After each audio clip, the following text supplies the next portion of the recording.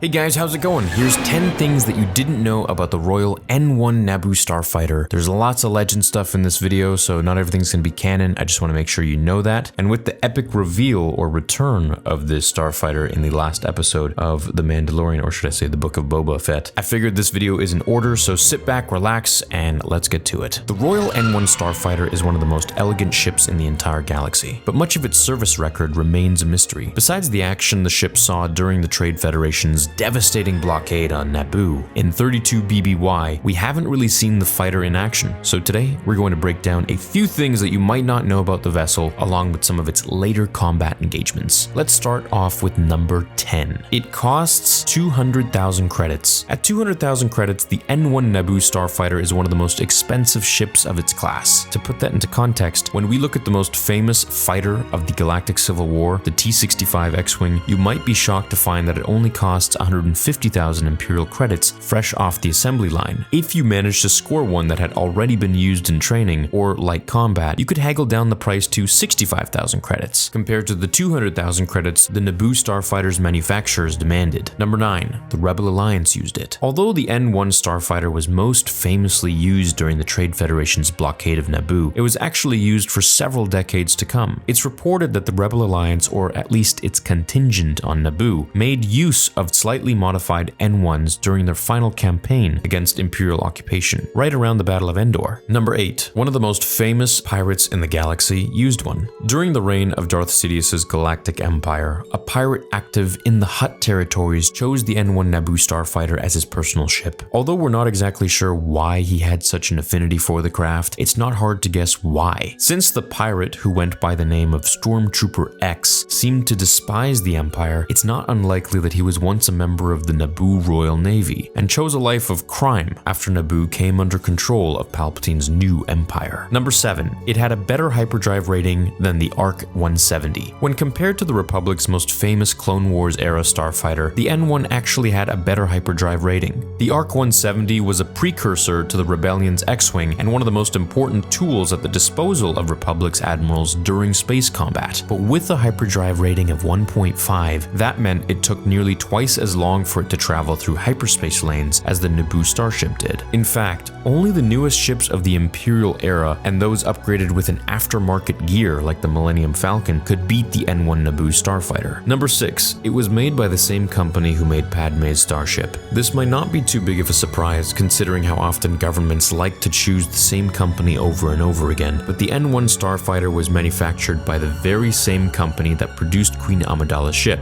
Her vessel, the J-Type 327 Naboo N-1 Royal Starship, was famously used throughout the pre-Clone War era and Clone War era. In fact, Darth Vader continued to use Padme's starship well after her death and stained the entire vessel black by deliberately plunging it through Mustafar's thick atmosphere at dangerous speeds. Number 5. It didn't do ground attacks very well. With so many tactical advantages built into the ship itself, it's hard to find anything wrong with the Naboo N-1 Starfighter, but there are some pretty obvious weaknesses that stand out. Since it was designed as a luxury starfighter, much of its hull was crafted with aesthetics in mind, which means, unlike other ships, it sacrificed a lot of functionality for beauty. One of the things it failed at was ground combat. Now, other starfighters could multitask during the Rebel campaigns, while certain wing commanders would have certainly preferred the use of Y-wing bombers in certain situations. They were content assigning X-wings ground attack tasks. Whether that meant destroying an advancing column of enemy tanks or taking out a series of long-range artillery, it didn't really matter. X-wings and ships like them were able to do the job, but the Naboo N-1 Starfighter struggled with taking out ground targets. And not only that, they were extremely vulnerable if they didn't have an open expanse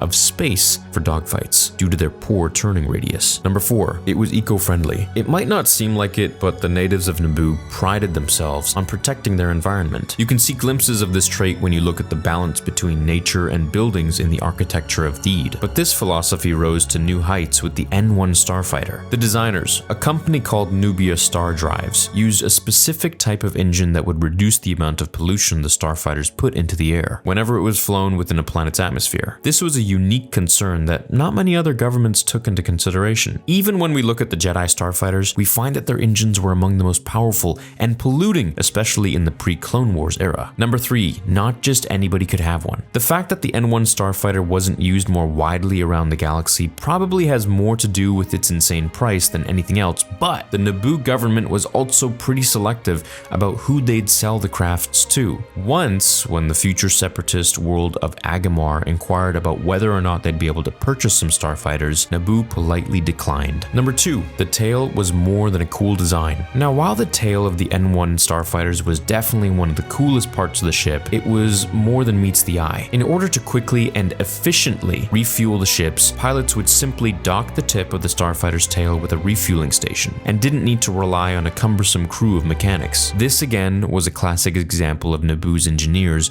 melding aesthetics with functionality. And last but not least, N-1 starfighters fought in the Battle of Excalibur. When General Lando Calrissian rallied the galaxy's resistance to fight Emperor Palpatine's final order, he recruited ships from every known sector of space, and that included Naboo. Among the many vessels assembled for the battle, several N-1 starfighters could be seen, ready to take on the Sith in one last battle. Ultimately, this was the last known account of these antique starfighters, and where they ended up after the battle is, well, anyone's guess really. But it's just kind of cool that they're even still there during episode 9, which means that we could see them even beyond, which would be pretty sweet. And if you notice, we also see them in the trailer for the Star Wars Eclipse game. So they've definitely been around for a while and probably will continue to be around for a long time. I guess they're kind of like the Lamborghini or Ferrari of Star Wars in terms of ships. Or maybe that would be the Scimitar or the ETA Actis II. You guys let me know which one. Have a great rest of your day. Thanks for watching this video on the Royal N-1 Naboo Starfighter. I'll see you in the next episode on Star Wars Theory. Until then, remember, the Force will be with you always.